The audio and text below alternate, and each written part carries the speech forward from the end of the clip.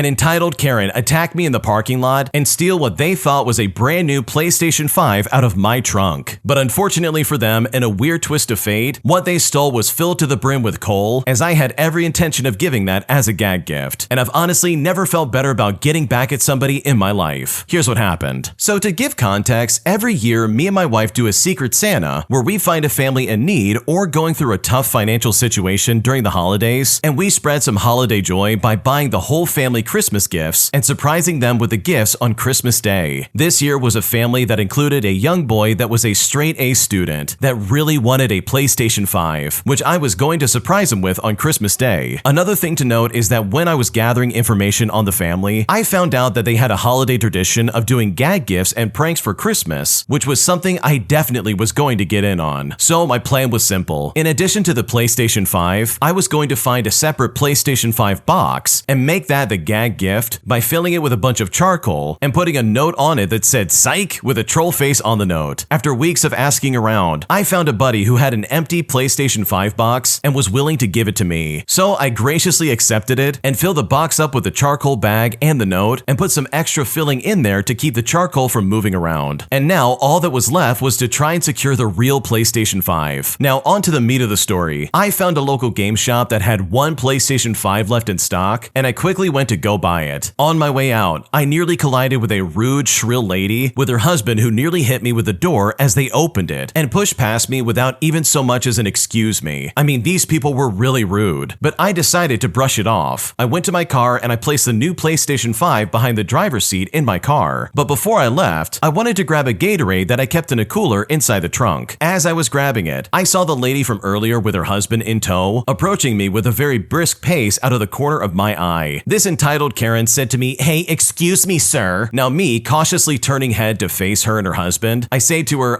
can I help you? The husband says to us, "Are you the guy that bought the last PlayStation 5? Now me, silently cursing myself, I say to them, "Yes, that would be me." This entitled Karen looked at me and actually said, "Well, I need you to give me that PlayStation 5. We really need it." I responded by saying, "I'm sorry, but the PS5 is a charity gift for a Secret Santa that I'm doing." This Karen responded by saying, "Well, how about you be a Secret Santa to our kids and give us the system?" I responded by saying, "Ma'am, I'm sorry, but I can't do that." But her husband said, "Dude, you can easily find another one at another store or a pawn shop nearby." But after a second, I say to them, "So why don't you guys just do that?" It was then that this entitled Karen freaked out on me. She started screaming, "Our time is important. We can't waste it running around town to find another one." I responded by saying, "I'm sorry, but a lack of preparation on your part is not my problem." But before I could even finish, this entitled Karen cut me off. She said to me, "Oh, don't give me that BS." The husband then said to me, "Okay, listen, I have $200 in my pocket, and that is yours if you just give me the PS5. I then told him that it cost me $400, and this Karen looked at me and said, "For the love of God, just take the money." Now, before I could even finish by saying, "Sorry, that's not gonna happen," the husband gave me a very unexpected shove. Mind you, I'm a bigger guy, but this caught me way off guard. The shove knocked me to the pavement and knocked my glasses off my face. In the process of falling, I heard the husband say, "Grab the box," and I vaguely saw them reach into the trunk of my car and take the PS5 box. I scrambled to find my glasses and I put them back on to see the pair of them in full sprint across the parking lot towards their car. Well, I took off after them, but they managed to reach their car and get inside before I could catch up to them, and they sped off. I felt a mix of anger and shock at the gall of the couple to do what they did. A bystander came up to me to see if I was okay from the shove and offered to call the police. I was so upset that I wanted to call the cops myself and see if they could convince the store to look over any surveillance to see if they could get a plate number or something like that. Well, I opened my car door to get my phone when I saw nestled in my back seat the PlayStation 5 that I just bought with the receipt still in the bag. In my confusion, I opened the box for a sanity check just to see a brand new PlayStation 5 still in its wrapping. I sat there for a minute, dumbfounded to the whole situation. I clearly saw the couple make off with a PlayStation 5 box, but yet the one I just purchased is right in front of me. But then it hit me. The PS5 they took was the gag gift. When I realized this, I almost died laughing, much to the confusion of the bystander who checked on me. I explained the situation to him, and he laughed as well. He asked if I still wanted to call the police, to which I ultimately decided not to. It was a gag gift after all, and I saw no need to try and get it back. The whole ordeal led to another disappointment as I drove away. The fact that I won't be there to see the pair's reaction when their kid opens the dummy box to find a bag of charcoal and a troll face. And even better, they can't return anything because they stole it. And sure, I miss out on giving out a gag gift, but I will get to see the joy of giving Christmas cheer to a less fortunate kid. Oh wow, I can't believe someone actually did that to you. First off, I absolutely would have called the police in that story because seriously, there's no way I'm gonna let that slide. And sure, you got off kind of lucky with them stealing the gag gift, which by the way, I think that's hilarious. But for them to push you like that onto the ground, like that absolutely needs to be punished. But all in all, good for you for somehow finding a way out of this, because this situation could have been way worse. If you like Am I the Jerk, you're probably going to love Am I the Genius. Check it out, link down below in the description. Also, go to amithejerk.com/submit if you would like to submit your own stories. Today, I found out that my dad has been hiding another family, including a wife and a 10-year-old half-sister that I've never even known about. And I now feel completely devastated and I seriously don't know what to do. Here's what happened. I'm a 25-year-old female, and I just found out that my dad has been hiding a family for the last 14 years. My parents got divorced when I was 9 years old. He moved overseas for work about a year before the divorce, and I didn't find out they were divorced until 3 years later when my mom heard my dad was spotted with a wedding ring on, which apparently was the time he got married, but he never said anything, and I was young and wasn't great at broaching those topics with him. He would visit me every year for my birthday and stay a couple of weeks to a month and called at least weekly. He was there for important life events like my grandfather's funeral, my graduations when I was hospitalized, and even came to buy me a car when I was 16 years old. We went on family vacations together over the years, and when I was in college, I met up with him for a week alone in Italy. Now, my mother still loved him all these years and never dated or remarried, and she thought that cultural and family pressures caused him to think that he needed to earn more and more overseas for that. 3 weeks ago, I went on a trip to Asia, and I stopped to visit my father on a few-hour layover midway. We had a wonderful time as we have a pretty good relationship now, and then I went about my trip. I then told him that I would come visit him there again soon. Well, the day after I got back, he surprise visited the US and dropped the bomb on me, and this was all awful timing with Christmas, work, and jet lag. Now, I was surprised because my dad had seemingly lived alone for many years, and that's because apparently he didn't move in with the wife until 7 years into their marriage. He said it was because he was trying to come back to the United States for a job that was closer to me and didn't want to uproot her life. Now, my half-sister knows about me, but I had no clue that she even existed, and he said he kept it from me because it never seemed like the right time to tell me, and he didn't want to mess me up. But I honestly feel so betrayed by the situation. My father didn't abandon me, but with the exception of a couple of weeks out of the year, he was an absent father. I thought it was because he wanted to chase a big career in opulent cities and have fun as a bachelor, but now knowing that he was instead a family man all this time is completely crushing. The secret is hard for me too, as it was manipulative to keep something that important away from me, and all of his side of the family knew about this. So now I don't really know how to feel. We have met up a couple of times and I've asked questions, but I still can't believe he hid a second life from me. So truly, any perspective is very appreciated because right now I'm not sure how I want to move forward. Oh my god, your dad is an awful person for doing this to you. I think that needs to be said out loud because this is so toxic. He literally hid a family from you your entire life. I mean, you didn't even know you had a half-sister who's 10 years old, by the way, until literally just recently. Like, that is so weird. Why would he not tell you about that? And worst of all, everybody on your father's side of the family lied to you basically your entire life. They kept this truth from you for literally no reason other than guilt. So truly, I really don't blame you for being upset, but also I'm so sorry that this happened to you because you do not deserve this in the slightest. My idiotic manager keeps changing our schedules to the point where it is literally ruining all of our lives. And at this point, we really don't know what to do. Here's what happened. Okay, so I do like my job, but my god, one manager is ruining everything with her scheduling. And this is completely her problem. None of us agree with what she's doing, and even though other managers and staff alike have tried to resolve the issue with her, she still will not budge. She's not even the most senior or powerful person, but she is queen of her castle if that makes any kind of sense. She's not targeting anyone in particular, but she is hurting everyone. She's just sort of destroying all of us with a death by 10,000 cuts. There's no stopping her, there's no resolution. We all just have to accept it and hope whatever is possessing her, whether it's stress at home or general existential dread, honestly just works itself out. And you know what? We've tried, collectively and apart. There's always some reason or justification, and she will change the schedule in the middle of the night, making it too late for people to organize and type a comeback. We've come together collectively as a staff, and the issue is she genuinely thinks she's making the right calls. I mean, she's a fanatic. In some, she keeps adjusting hours across all shifts, despite them being well established and running with no issues or complaints. She guilt-tripped a staff member with a dying husband to try and come in because she was so desperate, even though she wasn't, because in reality, she just panics over every little hiccup. She's even going as far as adding staff to dead shifts. So I just want to remind myself that I still make good money, even if it's been cut in half, and I love most of my coworkers and customers. Work is getting a little harder to deal with, but I'm sure it will pass. Eventually, something will give, but this really is the first time I've considered even looking for a new job in several years. Oh my god, what in the world is happening? Why is this lady allowed to schedule people like that? If someone scheduled me for a shift in the middle of the night and then tried to complain to me all because I didn't know about the shift, I would lose my mind and find another job, or I would document it and go above her head if I can. Like if this is a chain restaurant, I'm going straight to corporate. I'm gonna be like, wait a second, this lady is ruining all of our lives. Because seriously, you should not have to deal with this. The least you can expect from your manager is some kind of like cohesive schedule. And it doesn't sound like there needs to be all this reorganizing in the first place. Just like any other job, people pretty much know what they want and they'll work the hours that they like. So for her to switch things around and be like, oh, we're gonna change things in the middle of the night and nobody can do anything about it. Like for me, that's the fast track to me literally quitting on the spot and bringing with me as many coworkers as possible, because this is behavior that you absolutely should not be putting up with. My coworker went on sick leave for 4 weeks after I refused to do a task that she assigned to me, and now I feel really guilty and I seriously don't know what to do. Here's what happened. So this situation has been bothering me for a while, and I need an outside perspective. I work in an office where roles and responsibilities are pretty well defined. Let's call my coworker Lisa. Lisa and I get along well enough, but we've never been super close, just professional. About a month ago, Lisa asked me to handle a task that frankly was outside my job description and instead was directly part of her responsibilities. It wasn't a huge task, but it was time consuming, and I already had a packed schedule. Plus, it seemed unfair that she was trying to offload her work onto me, especially since I don't get paid more for doing others' work, and with rising costs, I have more on my plate. I politely but firmly told her, sorry, but I just can't take this on right now. Maybe we talk to the manager about redistributing tasks if you're overwhelmed. When I said this, she just nodded and said, okay, and then walked away. Well, the next day, Lisa didn't come to work. I didn't think much of it at first, but then she called in sick for the rest of the week. Fast forward, and now it's been 4 weeks of her being on sick leave, and I heard through the office grapevine that she told Human Resources that she's dealing with stress and anxiety because of workplace tension and the rising cost of living. Now, this is where I start feeling guilty. Did my refusal to do the task trigger something for her? I genuinely didn't mean to upset her. I just didn't think it was fair to dump her work on me, but now I'm wondering if I misread the situation. Maybe she was struggling more than I realized and my response pushed her over the edge. Now the workload is heavier for everyone because Lisa's responsibilities are being reassigned to the rest of us. Some coworkers have started making comments like, well, if someone had just helped Lisa out, maybe she wouldn't be gone for so long. And I know they're not directly blaming me, but still it stings. So am I overreacting by feeling this way? Should I have just done the task to avoid this whole situation? Or is this something that Lisa needs to take accountability for? What should I do? Okay, I really do think you're overreacting here because this is not your fault. If Lisa was overwhelmed at work, then she should have gone to her boss and been like, hey, I'm overwhelmed. I need help getting stuff done. I can't do this on my own. What she did wrong, in my opinion, is going to you and being like, hey, can you do this for me? Like if I was in your shoes and I saw the pile of stuff that I had to do, and then someone comes in and was like, oh man, can you do my job as well? I would be like, sorry, but I don't have time for that. So personally, I think you did the right thing. You told them, hey, go to the manager if you need your jobs like reassigned, but I can't do them for you because I'm busy as it is. So no, you are not responsible for her being stressed out and having anxiety, because if she really was having this many problems, then she really should have talked to her manager. Am I the jerk for refusing to let my in-laws use my car after all of their cars break down one by one? Because right now they're demanding that I hand it over so they can live their lives. And at this point, I don't know what to do. Here's what happened. Okay, so at the moment I have an okay car. It's not the car I wanted, but it gets me where I need to go. For context, I totaled my last car, which is a long story, and I was too scared to drive for a while, and my in-laws got a new car around this time. After a few months had passed, I had finally grown confident enough to try again. So I would ask my mother-in-law if I could start driving myself places. Every time I asked, she would always tell me that I can't because I wasn't on the insurance. Fast forward a few months, and my sister-in-law messed up her car somehow, and my mother-in-law was letting her drive their car. Eventually, I find out from my father-in-law that my sister-in-law isn't on the insurance either, so he doesn't know why she won't let me drive. This became a constant argument on why she's allowed to drive, but I'm not. As soon as I got my car, I decided to lay down some rules based off the situation surrounding their car. For starters, I'm not taking my sister-in-law's kids anywhere or picking them up because they leave trash in my mother-in-law's car all the time. Secondly, my car is not a backup vehicle. If something happens to their car, then they'll have to figure something out. And seriously, that's not too crazy, right? Well, fast forward a few months, and my sister-in-law messed up her car again, so now they're sharing one car. Except every time my sister-in-law takes their car, they turn around and ask me to use mine. When I would say no because of rule number 2, they would get mad and say, "Oh, well, we need you to help us out." But my reaction would be to say, "Well, I needed help too, and I had to fight all of you for months to get it." And then I would end up letting it happen anyways because my backbone just doesn't exist. At one point, my husband had to have a conversation with his dad because he thought that it would be cool to go pick up one of the kids from school when he only asked me to take my car to the store. And mind you, his dad knew that I was not okay with that. After getting my car out of the shop from an accident and spending way too much money on taking a Lyft to work every single day, my mother-in-law was stressing about how she would get to work because my father-in-law also needed to use their car to get to work. So I tell her, "Well, you know that Uber and Lyft is a thing, right? You didn't offer to take me to work, so I don't know what to tell you." And of course she got mad, and of course I felt like I was getting buffed down again. So eventually I just caved in. Well, yesterday my father-in-law somehow messed up their car, and now they can't drive it, meaning that my car is the only working vehicle. Despite the amount of times I've caved in, I want to stand 10 toes down on my decision to not let them use my car. And this is because I feel like they just let me struggle for years, not helping me get a car and not letting me drive. Meanwhile, I continuously watch them help out my sister-in-law, even though she's totaled every car she's had. Secondly, they should have gotten a second car for these situations instead of expecting me to let them use my car. And third, I feel like they don't ever expect me to say no to them. So am I really the jerk here? Because at this point, I really don't know what to do. No, you're not the jerk, and honestly, I'm kind of disappointed that you caved in so many times, because now I'm sure these people are like convinced that they can push you around and get whatever they want. And that's not fair for you at all. These people literally left you out on a limb and said, "Oh, we're not gonna let you use our car, you're not on the insurance." And then they turn right back around and give it to your sister-in-law and say, "Oh, but she can do it, she's different." So truly, I don't blame you for being like, "No, you're not using my car, you never helped me out," because this is quite literally what they did to you in your time of need. My boyfriend ordered Christmas gifts incredibly late, meaning that nothing he bought me is gonna show up on Christmas Day. And at this point, I'm incredibly upset and I seriously don't know what to do. Here's what happened. My boyfriend and I have been together for what will be 4 years in January, and we've lived together for the past 3 years. My boyfriend is usually pretty good about gifting me things that I want, need, or even like, but is usually rushing to do so before whatever holiday it is that we're celebrating. I have never not gotten at least something on time though, and usually a few of my gifts he gets me for my birthdays or any special occasions are late, all because of his lack of planning. Yesterday though, he informed me that literally all of my gifts won't be here until after Christmas, as he waited to shop for me until mainly this weekend. He also this weekend kept asking me for additional ideas on what to get me, meaning he really hadn't put much thought into what I'd like until last minute, and I would be lying if I said I wasn't bummed out over the situation. I currently have a PlayStation 5, an extra controller, 2 games, and a charging dock under the tree for him, and I have 2 more smaller gifts coming today in the mail. I feel like I really went all out this year, and it's hurting my feelings that he couldn't even plan ahead with enough time to get me something that I can open on actual Christmas Day. He also made an odd comment about how he doesn't need to get my son a gift because apparently he already has enough gifts. My son is 5 years old, and while he does have a good amount of presents, it felt gross to hear him dismissing getting my son something. I believe he said it not necessarily out of being rude, but because he again has nothing lined up. But I still can't help but feel gross about all of it. I even took my son shopping for something for my boyfriend specifically, and I even let him pick out what to get my boyfriend so he feels like he got him some kind of gift. I did tell my boyfriend I'm upset about my stuff being late, and he apologized repeatedly, so I just decided to drop it, especially since there's nothing really I can do about it now. I'm trying to give him grace, as he recently started a second job and has had limited time off to go shopping, but last week he made time to take a trip to the mall and purchase things for himself. Not to mention that I also worked 2 jobs and raised my 5-year-old and still made time to get things done. Money is not an issue, as we both work for the same company full-time, and we both got good Christmas bonuses. I honestly don't know what to do. I'm trying not to be materialistic about the whole thing, but I just feel like my son and I deserve gifts on time from someone who we love and loves us. He also hasn't purchased anything for quite literally anybody else in the family, and we are supposed to be going to his mother's house on Christmas Eve to celebrate. I was questioning him today on what his plans are for his mother, sister, and nieces, and he just rolled his eyes with gift cards and cash. I told him him it sounds like he's just going the easy way out by handing his mom cash, but he insists that's not true and that it's what she would prefer, whereas I purchased nice gifts for all of them myself. I'm unsure how to approach it at this point, as I don't see a reason to continue to make him feel bad for it, but I'm just upset that he couldn't prioritize the people who love him this year. What should I do? Okay, honestly, there's no good excuse for the way your boyfriend's acting. I don't think I need to spell this out, but seriously, it is so easy to shop online. This guy could have taken like, what, an hour tops to shop for everybody in his family, and had all of that literally at his doorstep, probably pre-packaged in like no time. It would have been so simple it's not even funny. So sure, I can understand why you would try to like explain away his behavior, but in my opinion, there's no excuse. There's no reason why you can't shop ahead of time and get stuff done like this. So truly, I'm so sorry this happened to you, because this really does make your boyfriend look incredibly bad. When you subscribe, make sure to hit the bell to turn on notifications. To finish listening to all the stories, check out the playlist at the top of the description. And if you want some chill music to put on in the background, check out easymode.com. If you like Am I the Jerk, subscribe to Am I the Genius. Everything will be linked down below in the description.